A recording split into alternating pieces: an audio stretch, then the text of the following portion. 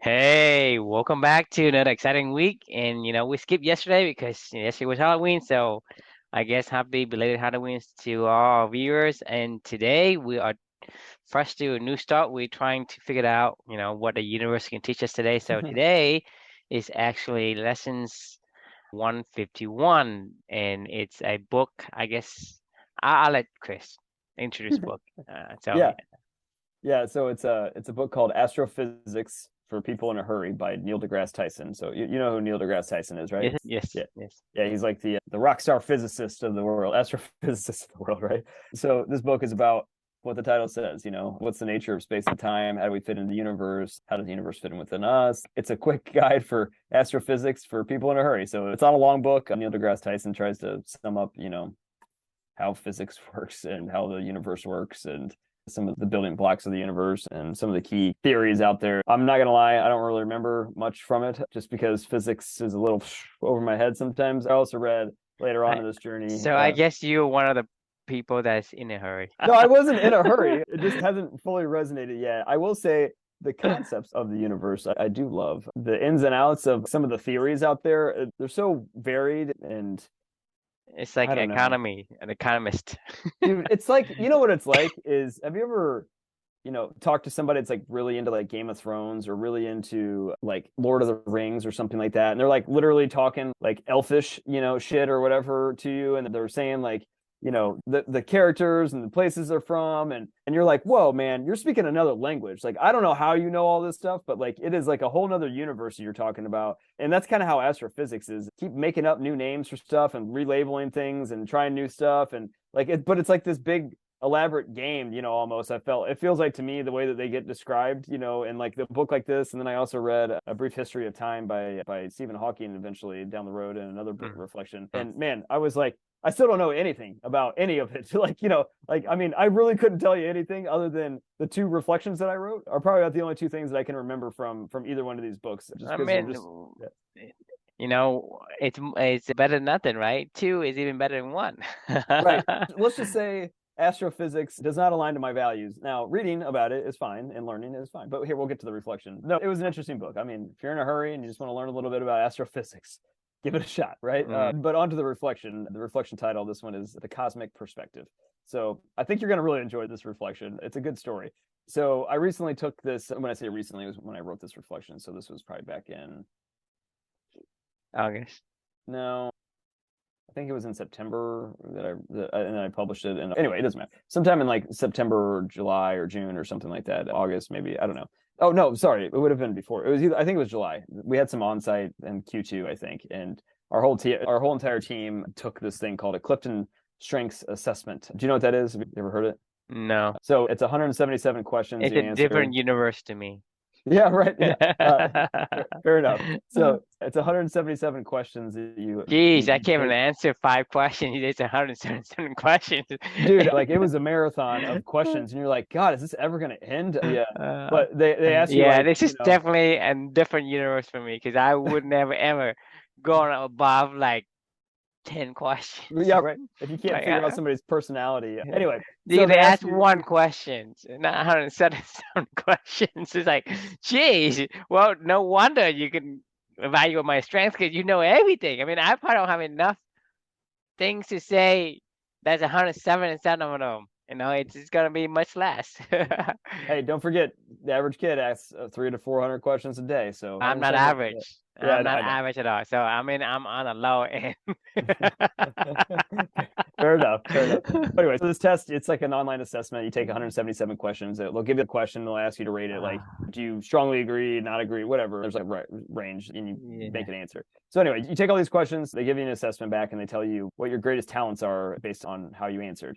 So our team did this, and we all shared it with each other, and it was fun and entertaining. But the fun thing about these tests is I have like a deep conflict with them. So much so, like I think it's fair to say that I hate tests like this. I hate it. Like, I mean, I hate it with a passion these days. You and me Yeah, both. You and me right. both. I can tell you, I would not answer the questions. Well, If I I had to because it was a team if I project. I had think. to, then I'll probably just hire somebody to just click on random stuff for me, or I'll randomly click on myself. So it's just not. I mean, the thing, I do not think I have the capacity to do it. Right. because my brain would hurt. Well, it's not only that. I mean, the reason why I hate it is, I mean, yes, it is annoying just to take that many questions, but I hate it because of like I hate lumping people into a category, and I hate to, hey, I'd ask you all these questions, and I know scientifically that this is who you are, and that's that, right? So That's a bunch of baloney. it is a bunch of baloney. Actually, when I was 22 years old, in my first job out of school, I was in this like executive meeting. I was in a leadership development program. So I was in this leadership development program at this axle manufacturing company. Because my boss was the VP of HR, she had organized this meeting with one of these companies that does these assessments for the leadership team. I was invited because I was technically a part of the leadership team, even though it's kind of a trainee program. So they send you the questionnaire online, you take it. And then when you get there, we're in the big conference room with all the executive team members, the C-suite people. There's a little envelope that was sitting in my desk, with my results from the test. And I open it up and I'm reading it and I'm like, it couldn't have described a different person in my mind. I was like, this can't be right. I was in there like 20 minutes before most of the people started to arrive, and I'm reading this, and the moderator that's going to be reviewing the stuff with us, and we were going to do like this whole day workshop around it. And I talked to the guy, and I'm like, is this 100% like always right? Like, this isn't how I feel about myself. And he was like, no. He was like, they're right. And I go, no way. I mean, like, you're telling me that people can't change? Like, maybe I was having a bad day when I took it, and I was just answering questions pissed off or something. And he was like, nope. It's science, man. And by this time, some of the executives are starting to arrive, and I was like, I don't want to cause a scene. So I just bowed my head and I said, okay, man, the expert, I was like, you must be right, I guess, whatever. And I just sat down and took part in the activities. Fast forward about 10 years later, I'm now in a managerial role myself, and I became obsessed with this assessment called DISC. It's like the DISC profile, which is D stands for dominant, I stands for influencer, S stands for steady relator, somebody that gets along with everybody, great team player, but doesn't really like conflict. C stands for they're like an engineer. They're like an analyzer and really dive into everything, right? So I had all of my team take these things. Like I get so bad, man. I would just meet people on the street and I would be like, oh, that person's an I. Like, I don't want to talk to them. Like, they're not going to mess with me. I'm a D, or I'm a DI. Like, I'm a whatever, like I would Hogwarts people, and I put it in this thing. I'm like, oh, True's an SC. He's a nice guy, but like he probably won't be a good sales professional. He won't do whatever, blah blah blah. Like, I mean, I would just write off people. Like, I would meet them, I would assess them in my own head, I would relate it back to this test, and I was like, yeah, I would hire this way, I would train my employees this way, I would build teams this way. And I'm not going to say that I was totally wrong about it all, but at the same time, like, then Amelia happened, right? So later on down the road, as I got older, obviously you guys, if you've been following along with this journey, you all know the story where atomic bomb, right, blows up my life, and everything that I had been doing, had thought of, and had thought I was on the right track and knew what I was doing and taking ownership of the stuff, like, just completely 180, a whole nother life, right? So for this whole Your Magical Learning journey is a part of all that.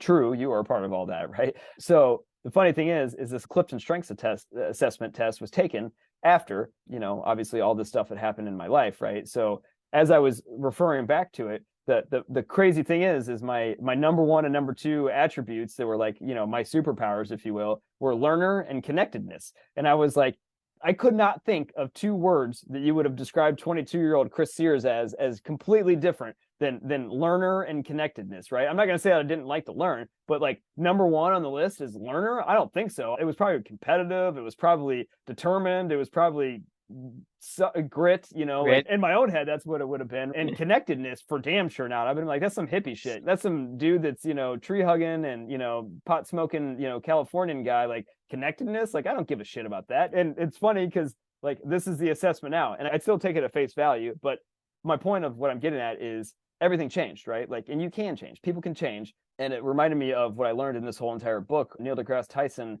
talked about something he called cosmic perspective, which is, there's so much we don't understand and we'll never understand. And learning and discovering is kind of what this adventure is all about. And that's what he really sums up it as the cosmic perspective. Stop trying to sort everything. Stop trying to categorize everything. I know we have this innate desire to want to do this stuff.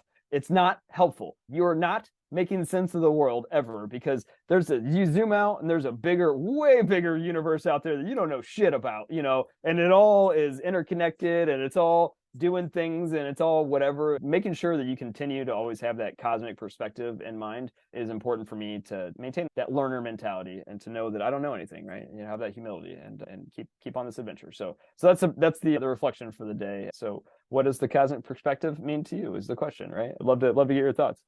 I mean, the first thing comes out of my head is I don't know shit. Right. That's that's one of my core, strength is I don't know shit. So Right. I'm not gonna. And to me, that's the thing is that's why I'm saying. But all these things that people come up with are baloney. I mean, it has It is no baloney. right. Can you explain to me what is a Hogwarts perspective? Oh, like Harry Potter, Hogwarts, the Sorting Hat. You've seen Harry Potter, right? Yes. Okay, when they first get to Hogwarts, they put the Sorting Hat on, and they're like, "You are Gryffindor." So like you meet people. Like my wife is big into Harry Potter, so she'll like Uh meet people, and she'll be like, "Oh, that guy's a Hufflepuff." It's a Sorting Hat, huh. where you just are like, "Oh, clearly this person fits into this box, right?" Like because that's who they are. They're a Hufflepuff. So that's the thing. Does football players like to play football because they're good at it, or but they're good at it, that's why they like it? Which is which, Players like to play football because they're good at it. I think the best ones like to play because they're good at it. right? So I think the football best ones players play like because they like it. they like it because they're good at it, or they're good at it because they like it. I don't know. What do you think? This is the thing for me is that this is go back to what I asked before. If you use your imagination and you claim, let's say you claim a role, let's say you method act, Hmm. you method act into a role, you become that role. We are that changeable. Yeah. So to me, we as whatever these tests or scientific whatever, baloney that they trying to give you, right? It only maybe slightly measure your current state of mind. That's it. Current. Yeah. Right? Like the day that you took it. And your mind is in flux, right? Right. It could change because, and the same thing is like so go back to what I'm asking before is if I were to be nice to you, are you gonna be mean to me? I said I Chris is a mean, nice guy, and probably not. I really trying to put you into your place. Like, hey, Chris is a nice guy. I treat you as if you're a nice guy. I Right. basically presented you with your own perspective. Yep. Now, with back to the last week's the previous lesson by the book Influence, Right. right? What is a second? I guess the second need we have to have, or something that we need to be. It the second concept, the second I guess what they call it, the second lessons or tactic is you want to be consistent Hmm. with what people give you. So basically, if you take somebody's disc profile and you label him as a D, he will act as a D. There's no Yeah. question about it. So it I agree. doesn't matter. You treat him as an I, and he'll act like as an I. You treat it as a I whatever it agree. is to me. So that's what I'm saying is for me, many of these things is a waste of money and a waste of time. I would never ever going to ask will answer you 177 questions. You can probably give me up to five if I'm really trying to be a team player. But beyond five, if I had to do because it's my job, it depends on it. I'll probably just gonna randomly click on a bunch of whatever multiple choice. Right. I wouldn't because you would not because one of all is meaningless and I know it's meaningless. Therefore, there's no way for me to knowingly spend the time on an effort on something that become meaningless anyway, Right. Yeah. right? No, I agree. No, I could not agree more. It was actually really I was really frustrated by this test, to be honest with you, only because I wasn't frustrated with the results because I think it did kind of reflect how I mentally have No, method. it reflected you because that's what you're being primed to. You prime for Right. that because it's hey, Oh yeah. I mean, hi I read a Chris, bunch of books you about, like the you universe and humanity and you science and are a meditated person. You are a calm right. person. Okay. Sometimes I'm Yeah. calm, sometimes I'm not. So Right, which is right, it? right. You know, can you're an outgoing person, you're a connected person, right? Sometimes you are, sometimes you're not. So True. so any result will apply to you It's true. at some point in time. So you say, yeah, that's me. I sometimes can be that. Uh, Yeah. Chris, you are a dumbass. Sometimes I'm a Sometimes I dumbass. am the best. Uh, Yeah. Right. Chris, you Yeah. are a genius. We have all those qualities.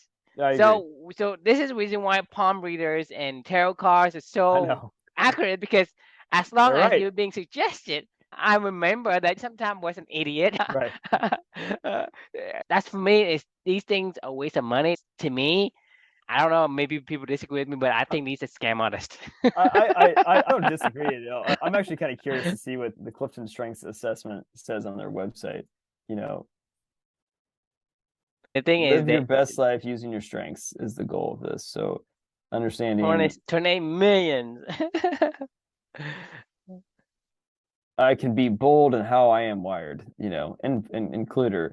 I appreciate the feeling and that feeling like I'm seen, valued, and heard. That's really powerful. It's helped me to crystal clear of who I am. Right? You didn't those three things. It's an hour-long assessment. You'll see 177 paired statements, and one's the best describe you. And I agree. This is bullshit. It's just total bullshit. I hate them. I hate the fact that I started to label people all the time. I hate the fact, I hated it. I know that we have this innate human need to categorize and label stuff. That's how we make sense of this world, and that's how we bring order to this world. But the world is not ordered. The cosmic perspective it's chaos. It is just chaos. There's shit happening all over the place that we don't understand, and that's okay. There's shit about you that you don't like and that you don't understand, and that's okay. But you can go learn and explore and try to figure it out along the way. And that's the thing, human is many, many things. And that's just who you are. That's what human, right? You can talk about a beaver, right? Beaver has his own thing, but you're talking about a human, right? Humans is inclusive of a lot of stuff. So, you can't really say, it's just like the zodiac or the astrology. You're a Virgo, you're this. That's a bunch of bullshit too. Right. I said, guess what? I think that, your strength is you're a connected person. You're a thinker. You're Right. a writer. Yeah, I do that sometimes.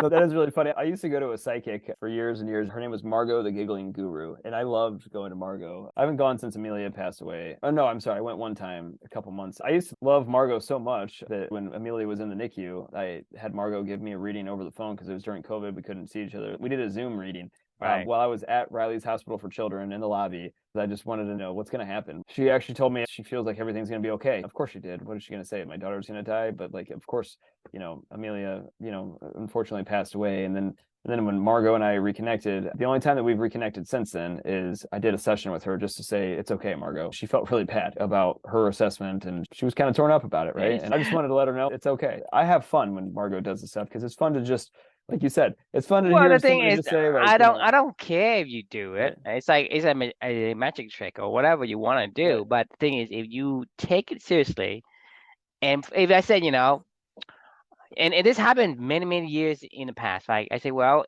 if you were to go and kill somebody, you would have their luck or whatever. If I say that to you, right? And that's my psychic, interpretation for you. You do it. They do that. They do that back in like superstitions, especially in the old days. Like they tell people to go kill people. Yes, and this is like not. It's just all across multiple races and continent. Like you go to somebody's and somebody existing is harmful to your baby. They would actually hire a hitman to kill that person.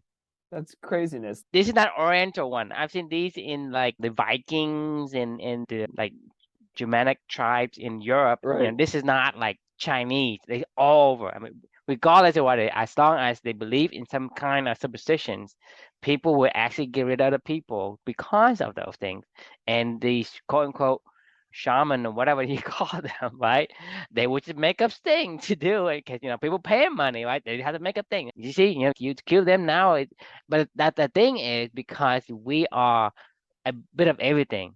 Everything seems right to us. No, you're right. I used to tell Felicia that whenever I get back from a reading with Margot, and she was like, "Oh God, not again." I'm like, no. What you were just describing made me think about how obsessed we are with wanting somebody else to tell us an answer, to give us an answer. No one ever is gonna know you better than you know yourself. No one. No one.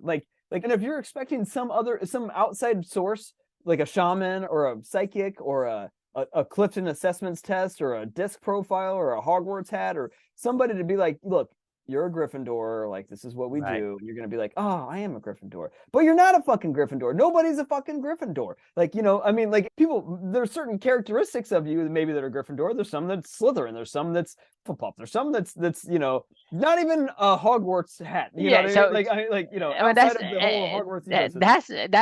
that's just it, because we are inclusive of so many things. It's going to be right for you. You know what I mean? And a lot of people would just throw out some kind of a it doesn't matter, some random thoughts or whatever. Yeah. And as long as enough people will do it, eventually that's gonna be right. Because no one knows the future. I guarantee you, no one, not a Right. single one in all of history knows the future. Okay, you can guess, but you're not certain.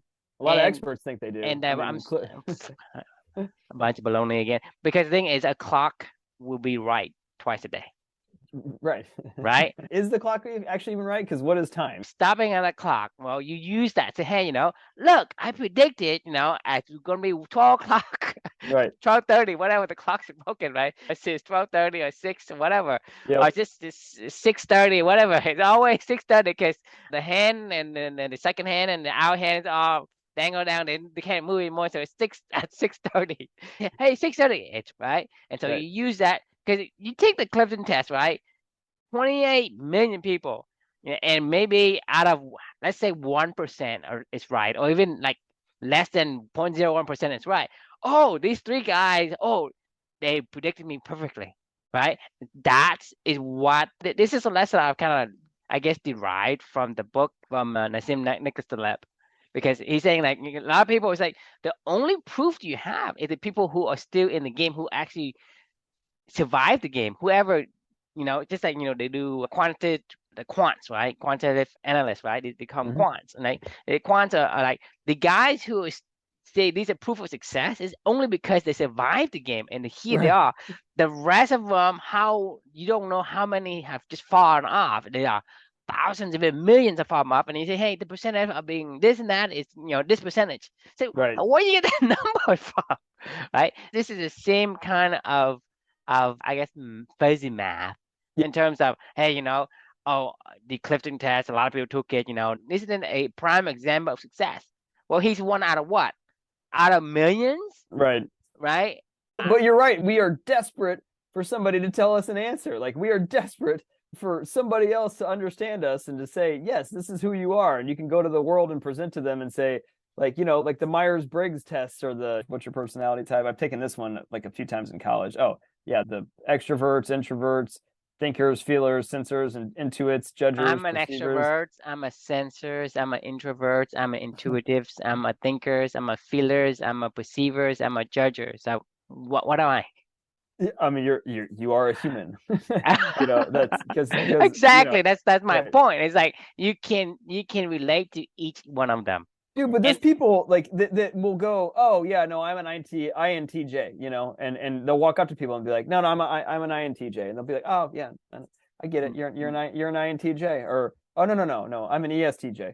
I would do this with this profile. I'd be like, oh, you're a DI, oh, you're an SC, oh, you're an interesting one, you're an SI, or sorry, you're an SC, you're an interesting one because you're like, a team player that can be an engineer, at the same time, and they're like, yeah, that is me, and I'm like, of course, I think you're so right. Like everybody is, it's like, I mean, That's a baloney.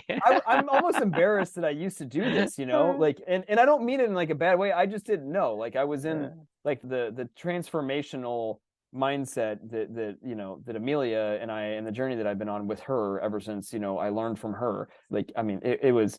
And you could hear me talking right now, and you could probably say, like, Chris, you're crazy. Like in 30 years, you're going to come back and say, what the fuck have you been talking about? Like, your daughter's gone, like, and this is how you processed it. And I'm going to say, like, maybe it was, I don't know. Maybe I'll learn more. I don't really care. All I know is that I know who I want to be, and I feel connected with myself and with my life. And I don't know where I'm going, but I know how I'll get there. Right. Like, we've talked about this before over and over again. And like, that makes me feel powerful. Like I don't know what's going on in the universe, but I know, And no one does. no No one one does. knows, right? It's like that's the cosmic perspective, right? It's just Yeah, keep even doing what you in the do. science universe, I mean, it's just a bunch of made up stories. It's the stories. I mean, basically, they create a whole. You're talking about like Power Rangers. There's a whole universe, and somebody just made up the whole freaking story about where they come from, the origin. Same Right. thing with like Transformers, and same thing with like Dragon Z Fraggle Rocks. Ball, Oh, Hogwarts, even right. Lord of the Rings, Middle Earth, where they come from, Right. where they go, blah blah. Well, this is just somebody's story, and they just paint Right. every single thing. The universe is the same thing. Science is the same way. When you're talking about art, like people like for me, it's like when you say, "Hey, there's dinosaurs and this and that," and I keep saying, "Hey, it is what you call it," but I don't know if it existed. You say, "Hey, it looks like that because the bone looks like that," but when the thing is, I mean, a lot of time I have ear, but I don't have bones in my ear. So when I die, my skull doesn't show the ear. So Right. how do you know it has this kind of Good point. ear? How do you know it has this kind of skin? Good point. What are the things that decompose and what didn't decompose? So how do you say, hey, I constructed this and this is what the dinosaur looks like? It could look like something else. How do you say, well, maybe the rib looks like our rib? Maybe it looks like Right. different. Maybe it's something completely like unimaginable. But Right. you construct it and you say, hey, this is a dinosaur. And so to me, science is still like, to me, science is nothing more than, okay, how can we categorize this thing? We have Yeah. this information. Exactly what it How is. do we categorize it? Oh, we put it Right. here, we put it there. Something with this psychology, this like assessment thing, it's just trying to make sense of it. And that's And okay. Like, I don't want to like shame people for making sense of like, because that is a human innate thing. And make sure you always keep the cosmic perspective at the same time. exactly. Like, And my point is, you don't want to be too immersing because I'm telling you that in the old days, people are getting killed because somebody believed that your existence was harmful to them or right. harmful to their baby, and you get killed and murdered or even get tortured to the most gruesome way possible because Right. people say, witch hunt. You don't even need to go to the ancient. You go to Germany, 1940, 1939. It's Right. the fucking same thing. They believe that these Jews are a disease, whatever, Right. and then they get rid of, right? And you look at 6 million people. So there's a danger in believing these categorizations, right? There is So to too far. understand that you can believe in something but at the same time, you don't know shit. I don't know shit. Don't try to put it into like, hey, this has to be Don't done. bank Because your life around it. Don't build your life around it. Don't build your identity around it. I mean, that's the key, right? Is like you're a cosmic being connected to everybody, right? you're Like, you're a cosmic speck, cosmic speck. It's within the whole universe, and there are like gazillion things of things that we don't see. It reminds me of how there's an elephant and there's five blind men, each standing at a different part of the elephant and feeling the elephant. One's feeling the tail, one's feeling the trunk, and feeling the hoof, the tusk, the ears, the body, whatever. And each one of them believe that whatever they know with that limited information of the elephant is something else. Right? It right. completely, the guy in the front with the trunk, he said, well, this is definitely a snake. There's no doubt about it. So I'm going to, behave my life as if there's a snake in front of me. Right. So vice versa, you talk about having the body, having a different kind of object, and you live a different way. But that's the point is that each one of us can only see a tiny, tiny little hole through the veil of the universe that is like massive gazillion of different things, comparing for an elephant where you have five people, Right. comparing to the universe where you have like gazillion of things that you don't know, right? It's your paradigm. If you are one of the five guy in the elephant, you are one of five. So you don't know the other four. Right. So that means that your chance of being incorrect is what? Well, I It's mean, it's infinite, 80, it's really. I mean, 80%. It's right. Yeah. 80% according to the elephant, you have Right. five, but you're talking about the universe, there's infinite numbers of variables. Right. What is your chance of being wrong? Very, It, very, very, very, very likely. almost 100%. I mean, I can't say 100%, like 99.99999 to the to the nth decimal that you're probably wrong. My bet is you're gonna be wrong. Yeah. I mean, I would. That's my bet. You're gonna be wrong. Yeah. And so Well, that's the for thing. sure. That's the thing is having the perspective give you some kind of reference. You can't say, well, I'm going to be like a lot of people they believe in some kind of superstition or they do some Virgo, whatever. Like, if you're a Virgo, you should not, go around somebody who's a Capricorn. And then the guy, he's a Capricorn or whatever when you call it, he needs your help and he's Right. dying. Well, I can't help him, sorry. Because he's dangerous to me. Right. What that's the thing is a lot of these things affects you more ways than you realize. And that's You the point. you cannot let it become your identity. It reminds me of why fish don't exist, right? Like the whole, David Mm. Starr Jordan, like spent his entire life labeling and categorizing things, only to find out when he was dead that, oh well, now everybody's like, well, fish doesn't exist anymore. Like, I mean, people that probably fought for gender diversity in the past are now like, now it's gender fluidity, whatever. And you're gonna be like, Mm. what? Like, wait a minute, but I fought so hard for that, and that was my whole identity, that was my gender. Like people told me this. I took tests that said, this is Yeah. your gender, and you're like, well, I mean, no, the thing is, you everything know, is pros and cons. I mean, we're right, talking about method acting. We're talking about choosing a role. We're talking right, about that, right? That is to help you becoming more of what you want. right. But there's the flip side of it where you becoming something you don't want. Well, you just, I mean, everything has pros and cons, right? This has pros and cons because You have you're to own your journey. you're going to become somebody, right? Or you believe in something, and that makes you becoming that somebody.